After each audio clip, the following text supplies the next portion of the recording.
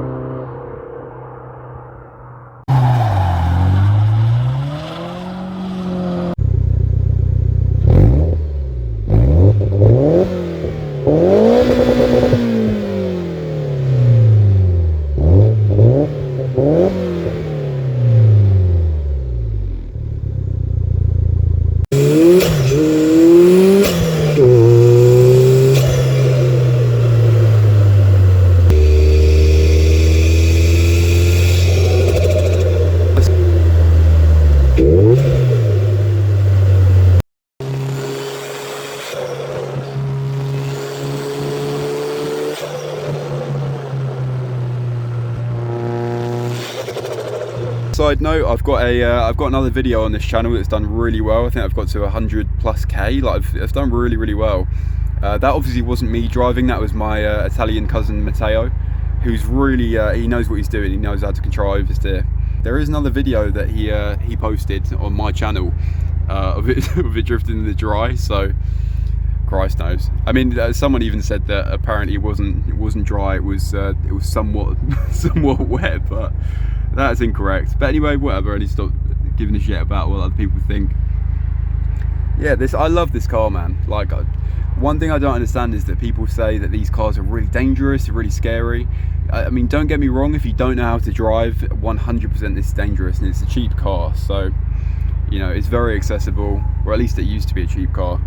So it's very accessible, and I can see how people used to crash them all the time. But all you need to understand is that weight is behind you. So as soon as you lose slip, first of all, your counter steer needs to be very fast, because all the weight really, it does want the car to spin. So let's say you're taking a right hand turn and the back end kicks out. You've got so much weight behind you that your steering needs to be properly on it, because it's literally trying to take you around the corner. But once you get the hang of it, I mean, sure, your slip angle can only be so far because the weight is hanging out behind you as opposed to a front engine car. So that's why you never see MR2s getting crazy angle unless they've got an angle kit, and even then it's still limited just because of fucking physics, mate. But these cars are very controllable. I think it's a really good thing for people to know how to control oversteer. Not obviously don't go hooning around in the streets and drifting everywhere, but you know, I mean, who's to say who's in the right or wrong? I mean, if you buy a nice car that you've spent a lot of money on and you end up crashing it because you don't know how to counter steer, in my opinion, who's the mug there? Do you know what I mean? You need to, yeah, it's worth doing a driver course, or at least in your spare time learning how to control oversteer, because it certainly saved my shit a couple of times. I mean, in my naturally aspirated one, I'm going to put some B-roll over this because I've been talking for ages, but in my naturally aspirated one, coming onto the motorway, I was taking a sort of left-hander coming onto the motorway, and the car slipped straight out of me. And if I didn't know how to counter steer, I was going about 50 or 60 miles an hour, by the way. If I didn't know how to counter steer, I know that I had to counter steer quickly because I knew the setup of the car, I would have crashed. I would have just lost something that I really cared about. So it's definitely worth doing your research, doing your training, and becoming a better driver, because that's what it's all about, man. So yeah, I really hope you enjoyed the video. I'm gonna stare at the sky because I can, because I've got a fucking sick T-top. And yeah, enjoy the rest of your day, guys.